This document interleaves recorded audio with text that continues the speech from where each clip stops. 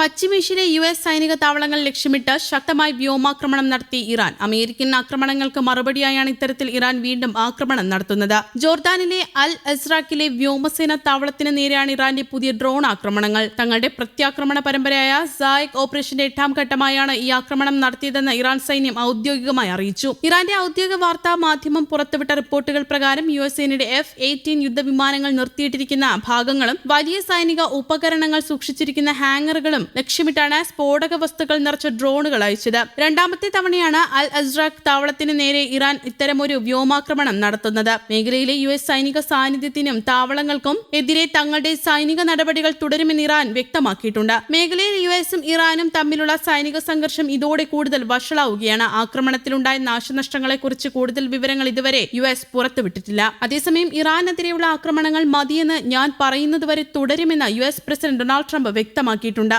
വൈദ്യുത നിലയങ്ങളും പാലങ്ങളും ഉൾപ്പെടെയുള്ളവ ആക്രമിക്കപ്പെടുമെന്നും ട്രംപ് വ്യക്തമാക്കി. ഇതിനിടെ ഇറാനിലെ തെക്കൻ നഗരങ്ങളിലും ഹോർമൂസ് കടലിടുക്കിലെ തീരപ്രദേശ ദ്വീപുകളിലും സ്ഫോടനങ്ങൾ തുടരുന്നതായി ഇറാനിയൻ മാധ്യമങ്ങൾ റിപ്പോർട്ട് ചെയ്യുന്നുണ്ട്. ആക്രമണത്തിൽ നിരവധി പേർക്ക് പരിക്കേറ്റെന്നും റിപ്പോർട്ടുകളുണ്ട്. എണ്ണവില ഒരു മാസത്തിനിടയിലെ ഏറ്റവും ഉയർന്ന നിരക്കിലേക്ക് എത്തിയിട്ടുണ്ട്. അതേസമയം USഉം ഇറാനും തമ്മിലുള്ള സൈനിക സംഘർഷങ്ങൾ അതിരൂക്ഷമായ സാഹചര്യത്തിൽ UAE, ഖത്തർ ഉൾപ്പെടെയുള്ള ഗൾഫ് രാജ്യങ്ങളുടെ വ്യോമപാതകൾ പൂർണ്ണമായി ഒഴിവാക്കാൻ യൂറോപ്യൻ വിമാന കമ്പനികൾക്ക് കടുത്ത മുന്നറിയിപ്പ് നൽകി. യൂറോപ്യൻ യൂണിയൻ ഏവിയേഷൻ സേഫ്റ്റി ഏജൻസിയാണ് സാധാരണക്കാരായ യാത്രക്കാരുടെ സുരക്ഷ മുൻനിർത്തി പുതിയ നിർദ്ദേശം പുറപ്പെടുവിച്ചിരിക്കുന്നത്. മേഖലയിലെ ആകാശപാതകളിൽ വൻ സുരക്ഷാ ഭീഷണി നിലനിൽക്കുന്നുണ്ടെന്നാണ് വിലയിരുത്തൽ. നിലവിലെ വിവരങ്ങൾ അനുസരിച്ച് ജൂലൈ 29 വരെ ഈ സർക്കുലർ പ്രാബല്യത്തിലുണ്ടാകും. എന്നാൽ മേഖലയിലെ സുരക്ഷാ സാഹചര്യം വിലയിരുത്തി ആവശ്യമെങ്കിൽ തീയതി നീട്ടാനോ മാറ്റം വരുത്താനോ സാധ്യതയുണ്ട്. UAE, ബഹ്റൈൻ, കുവൈറ്റ്, ഖത്തർ എന്നീ രാജ്യങ്ങൾക്ക് മുകളിലൂടെയുള്ള എല്ലാത്തരം വിമാന സർവീസുകൾക്കും വിലക്ക് ബാധകമായിരിക്കും. യൂറോപ്യൻ വ്യോമയാന നിയമങ്ങൾക്ക് കീഴിൽ സർവീസ് നടത്തുന്ന വിമാനങ്ങൾക്കും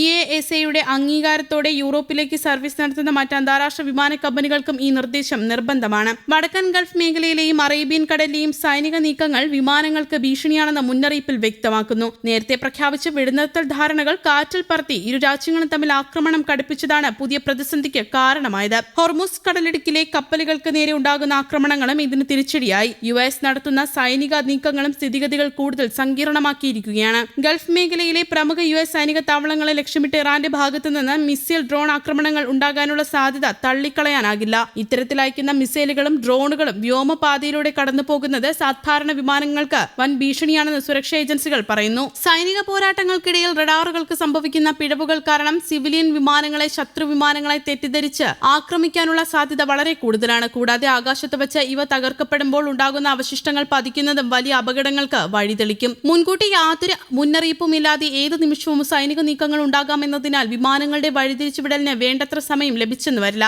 ആകാശത്ത് പെട്ടെന്നുണ്ടാകുന്ന ഇത്തരം അടിയന്തര സാഹചര്യങ്ങൾ നേരിടാൻ വിമാന കമ്പനികൾക്ക് വലിയ ബുദ്ധിമുട്ടായിരിക്കും. സാഹചര്യം വഷളായതിനെ തുടർന്ന് ഇറാൻ, ഇറാഖ്, ലബനൻ എന്നീ രാജ്യങ്ങളുടെ വ്യോമപാതകൾ ഒഴിവാക്കണമെന്ന് EASA നേരത്തെ തന്നെ മുന്നറിയിപ്പ് നൽകിയിരുന്നു. ഇതിന് പിന്നാലെയാണ് ഇപ്പോൾ UAE അടക്കമുള്ള GCC രാജ്യങ്ങളിലേക്കും വിലക്ക് വ്യാപിപ്പിച്ചിരിക്കുന്നത്. ഇതിനിടെ UK ഫോറിൻ ഓഫീസും UAEയിലേക്കുള്ള യാത്രാ നിർദ്ദേശങ്ങളിൽ മാറ്റം വരുത്തിയിട്ടുണ്ട്. മേഖലയിലെ സുരക്ഷാ സ്ഥിതി ഏത് നിമിഷവും പ്രവചനാതീതമായി മാറാമെന്നും അതിനാൽ ഗൾഫ് രാജ്യങ്ങളിലേക്ക് യാത്ര ചെയ്യുന്ന പൗരന്മാർ കടുത്ത ജാഗ്രത പാലിക്കണമെന്നും മുന്നറിയിപ്പ് നൽകുന്നു. പെട്ടെന്നുണ്ടായ ഈ ആകാശപാത മാറ്റം ആഗോള വ്യോമയാന മേഖലയെ വൻ പ്രതിസന്ധിയിലേക്കാണ് തള്ളിയിട്ടിരിക്കുന്നത്.